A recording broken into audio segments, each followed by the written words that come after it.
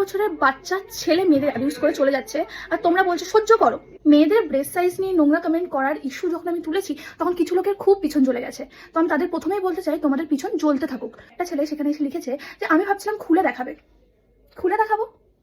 নিজের মা বোনেরটা খুলে দেখা হয়ে গেছে?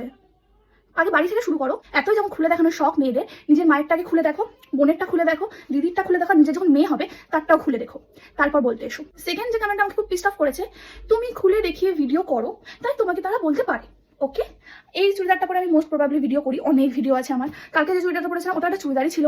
বেশিরভাগ আমি শাড়ি আর চুড়িদার পরি। আর বাইরে পোশাকটা কখনোই ম্যাটার হতে পারে না। Sari, churidar, western, short dress, তুমি যাই পড়ো না কেন, কোনো ছেলে রাইট পায় না তোমাকে অ্যাবিউজিভ কমেন্ট করার। কেউ যদি বিকিনিও পরে, কোনো ছেলে রাইট নেই তাকে অ্যাবিউজ করা। তো তুমি কি করে এটাকে জাস্টিফাই করছো? আমি যদি ওয়েস্টার্নও পরে থাকতাম, আমাকে অ্যাবিউজ করার রাইট কারণ নেই। আর যদি কেউ করে থাকে, তাহলে তাকে তার আসল জায়গাটা দেখানোর রাইট আমার আছে, আর আমি সেটা ভবিষ্যতেও দেখাবো। এবার আসি, সেই ভিডিওটা নিচে প্রায় 1000 থেকে 2000 মেয়ে কমেন্ট করেছে, তারাও সেম ইস্যু ফেস করছে। এত মেয়ে যখন এই সেম ইস্যু ফেস করছে, কেউ কেন সেটা নিয়ে কথা বলতে পারবে না?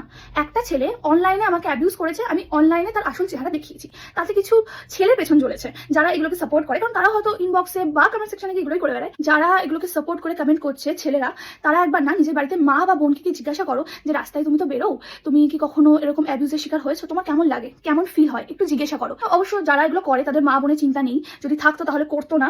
লোকে ক্রিটিসিজম বা নেগেটিভ কমেন্টসের সাথে অ্যাবিউজিভ কমেন্টকে ঘুরিয়ে ফেলে। নেগেটিভিটি থাকবে, কিন্তু অ্যাবিউজ করার রাইট তোমার নেই। একটা ছেলে কমেন্ট করেছিল, এটাও তো একটা কন্টেন্ট। অবভিয়াসলি আমার প্রোফাইলে আমি ডেইলি ভিডিও আপলোড করি, তো আমি যেটাই আপলোড করবো সেটাই আমার কন্টেন্ট। তুমি কেন তোমাকে কন্টেন্ট বানানোর সুযোগ দিচ্ছ? আমি তো তোমাকে বলিনি আমাকে অ্যাবিউজিভ কমেন্ট করো। সব থেকে মজার বিষয় হলো 2000-এর মধ্যে 2 থেকে 3 জন মেয়ের আমি কমেন্ট দেখলাম, তারা এটা পার্টিকুলারলি লিখেছে, এটা তো নর্মাল, এটা তো হয়, এটা নিয়ে ভিডিও বানানোর কি আছে, এটা নিয়ে বলার কি আছে? তুমি সহ্য করছো বলে প্রত্যেকটা আমি সহ্য করবে, আমি করবো না। তুমি এটাকে নিজের কিসমত বানিয়ে নিয়েছো যে ছেলেরা তো আমাদের অ্যাবিউজ করে চলে যাবে, আমি খুব বেচারি, আমি শুনবো, ইগনোর করবো।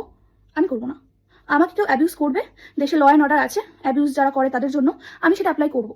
আমার সাথে তুমি খারাপ করছো, আমি ফুল চন্দন নিয়ে বসে থাকবো না, তোমাকে ফুল চন্দন ছুঁড়ে মারবো। আমিও তোমাকে তোমারটাই ফিরিয়ে দেবো, অবশ্যই ভালোভাবে। আমার বাবা ছোটবেলা থেকে আমাকে শিখিয়েছে, যদি কোনো ছেলে জানোয়ারের মতো বিহেভিয়ার করে তাহলে তাকে সেই জঞ্জালে ফেলে দিয়ে আসতে, আর আমি সেটাই করেছি। আমি ভবিষ্যতেও নিজের জন্য স্ট্যান্ড নেবো, ভবিষ্যতেও নিজের জন্য আমি কথা বলবো। 2026-এ দাঁড়িয়েও মেয়েদের ড্রেস নিয়ে বলতে হচ্ছে যে ভাই, একটা মেয়ে যেটা ইচ্ছে সেটা পড়তেই পারে। অ্যাবিউজ করা একটা ক্রাইম, এটাকে নর্মালাইজ করা যায় না। তুমি যদি তোমার জন্য স্ট্যান্ড না নাও, তুমি যদি তোমার জন্য না দাঁড়াও, কেউ তোমার স্ট্যান্ড নিয়ে এসে দেবে না। আমার ইনস্টাগ্রামে কোনো রকম কোনো জাস্টিফাই করা কমেন্ট নেই যে ছেলেটাকে জাস্টিফাই করছে। ফেসবুক হলো, এই যে বড় বড় দামড়া ছেলেগুলো মেয়েদের অ্যাবিউজ করে, এটা দেখে একটা 15 বছরের ছেলে শেখে। সে জানে যে আমি একটা মেয়েকে বাড়িতে বসে অ্যাবিউজ করে দিলাম, বাজে কথা বলে দিলাম, আমার তো কিছুই হবে না। আর আমি ছেলেদের খারাপ দিক যখন বললাম, আমি একটা ভালো দিকও বলি। আমাকে অনেক দাদারা মেসেজ করেছে, ছেলে হয়ে আমার লজ্জা লাগে যে কিছু কিছু ছেলে এই সমস্ত করে, আমাদের নাম খারাপ করে। অনেক ছেলে আমাকে সাপোর্ট করেছে। রাস্তায় ছোটবেলা থেকে আমি কত আলতু ফালতু ছেলে টোন্টেড কে শুনেছি, আমি গুনিও নি। প্রত্যেকটা মেয়েরা ফেস করে রাস্তায় বেরোলে, আমরা সবাই জানি। কিন্তু আই থিঙ্ক যখন ছেলেরা ওপেনলি অ্যাবিউজ করতে পারে, তো মেয়েদের